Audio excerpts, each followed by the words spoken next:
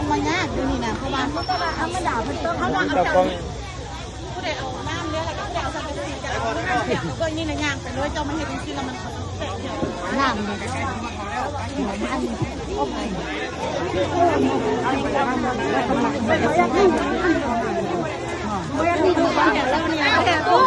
ก็ได้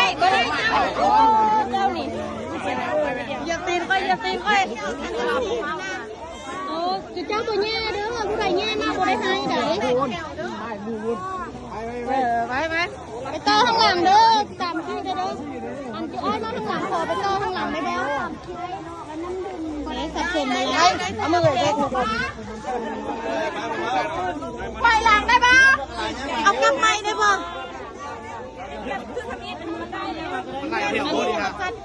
โบเห็ดจังสิกระสีเรื่องเที่ยวกับเบื้องนึง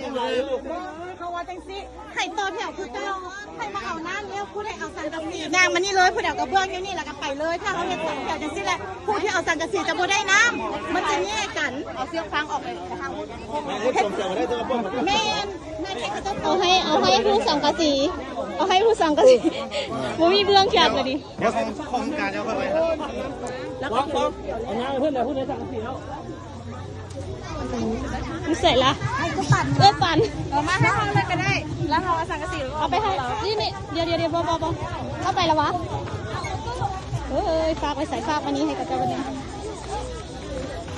ฝากวันนึงเหรอ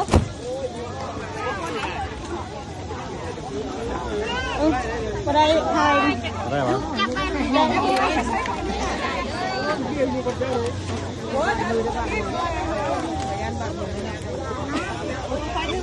ได้ป่ะได้ขอบใจนะไอเดนมาลองสิ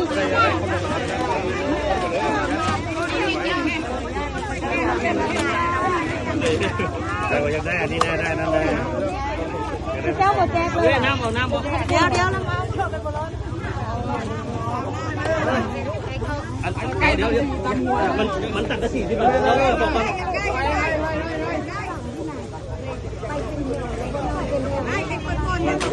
สับสนนะไม่ไรเขาส่งเอาลูกมาโพสเนี่ยเฮ็ดแถวเดียวเมื่อกี้ก็โอเคแล้วก็ไปยืนอยู่ข้างหน้ายันลูกเจ้าคณะโอ้เอาไปเอาอันนี้ไปก้อนน้ำไม่ต้องเอาด้านน้ำเลยคอยสิจับให้เราได้กันนะเป็นตะยานโหเดี๋ยวยับออกก่อนยับออกกี่ที่บ้านผมก็ไปได้ช่วย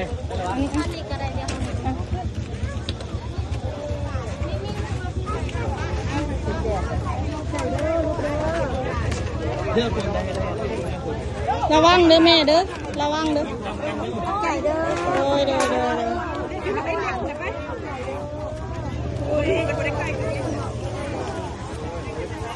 จานบาซิล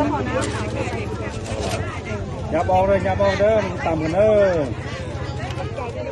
สังกะสีบ้านกันเอาไปได้เอาสังกะสีไปก็ต้องเอาน้ำแล้วก็ที่เมาน้ำกันเลยด้วยเมาน้ำด้วย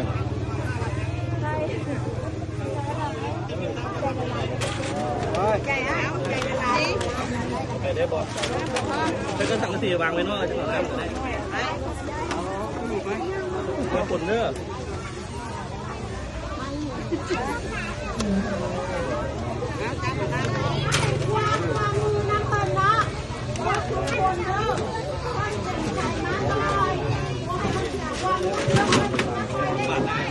อีเม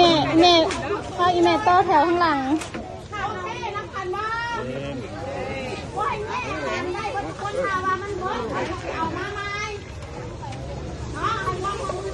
เจ็กร้อยสังกะสี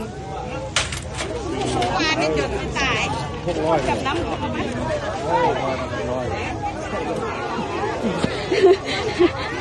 ตำหน้าผู้หวานมาแจกบ่ได้เนาะ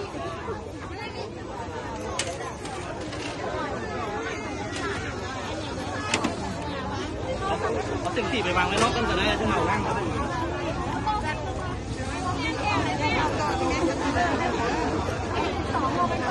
เอาดีคนเยอะ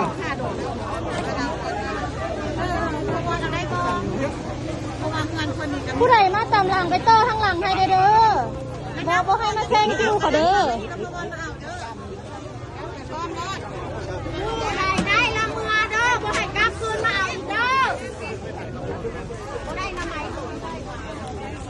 ไข่ต้มไข่ต้มนิ่วไปก่อน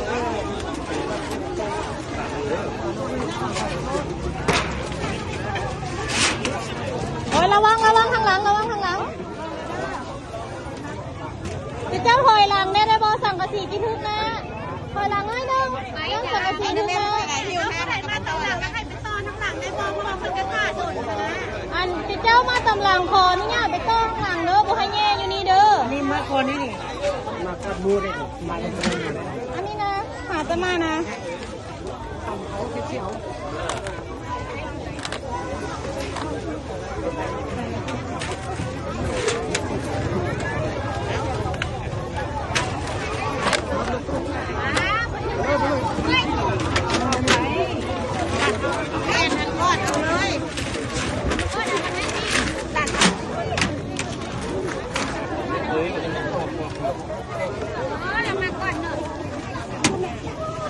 สอง เลย